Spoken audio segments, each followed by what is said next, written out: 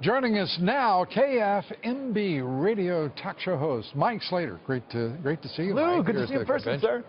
And in Washington, D.C., host of the Chris Plante Show on WMAL, Chris Plante. You wouldn't travel, but we're going to talk with you anyway tonight, Chris. Great to have you here. And in New York, Fox News radio host Tom Sullivan. Tom, great to see you, and we appreciate you taking the time. Let's start, Mike, this convention. Rocked to a degree, I think, a bit by the vote, the two-voice votes that put away the never-Trumpers today. Did you cheer, or were you surprised, or? Well, I come from a unique perspective. I was actually a Cruz delegate out of California if he won the popular vote. He didn't, and now I've jumped on the Trump train because we got to win the White House, right? So let's be smart. So listen, we got a couple. So explain all those other folks. I can't. You know, I get it. You're passionate about the cause, and that's the guy you want, but let's do the best we can to jump on that Trump train and maybe move him in a direction that Cruz would want, right? Jump on and let's make a difference here. Yeah, you would think, instead of fighting, the Cruz is showing something here. I'm not sure, Chris Plante, what that thing is.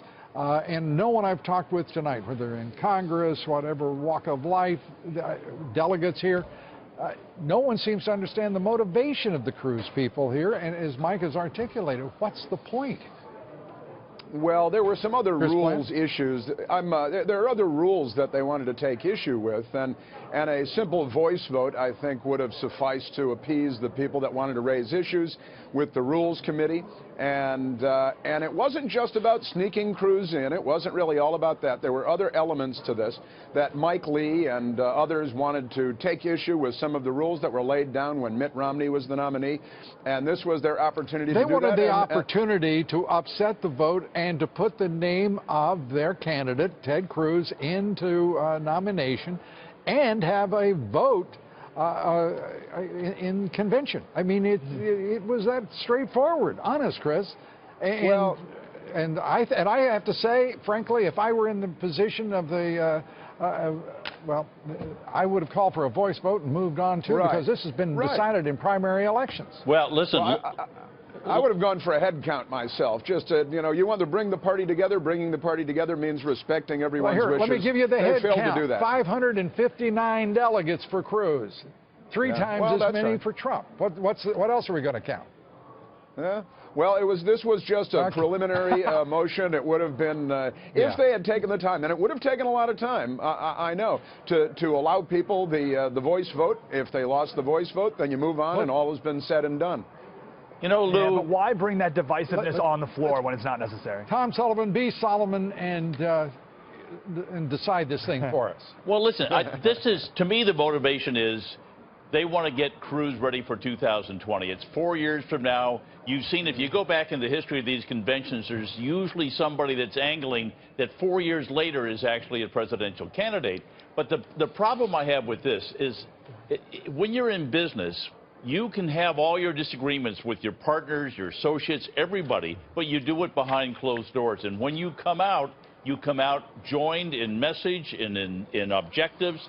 You don't hang your dirty laundry out, as my grandmother used to say. Okay, well, indeed. And Tom Sullivan, we appreciate your time. Chris Plante, thank you so much. Mike Slater, good to see you. Thanks, Lou. Appreciate in person. Yes, sir.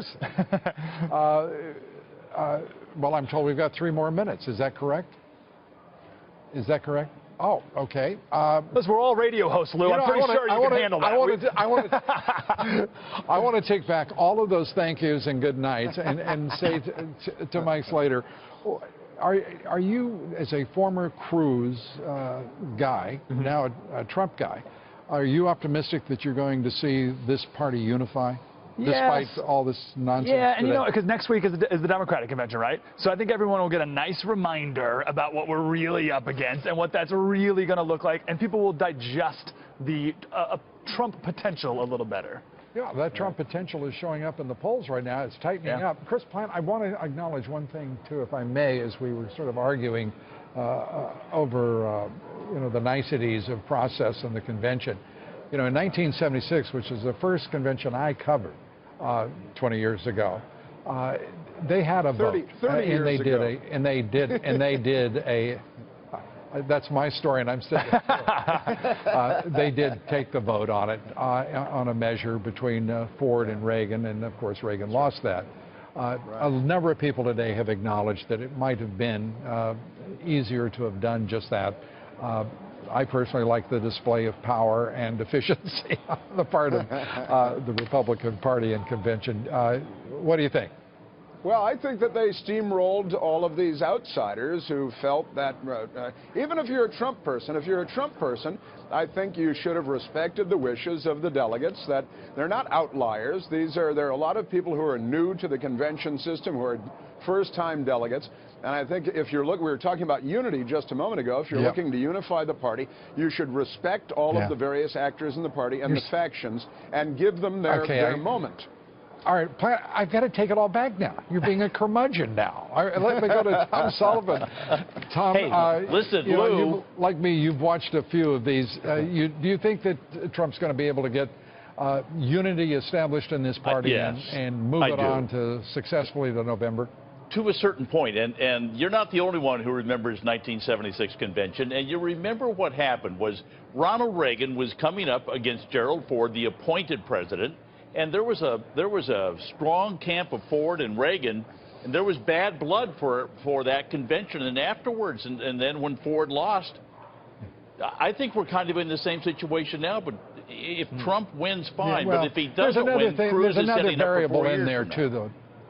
Yeah, there's another variable. Neither of them had the Lou. majority of the delegates in that contest either, so that's also part of the equation. Tom, thanks for being with us, Chris. Lou. Thank you so much. It was 40 years ago. 40 years ago, 1976. Thank you for pointing that out. I'm sticking with 20. We're not going to use that Sullivan math. Mike, thanks so much. And thank you for being with us. Trish.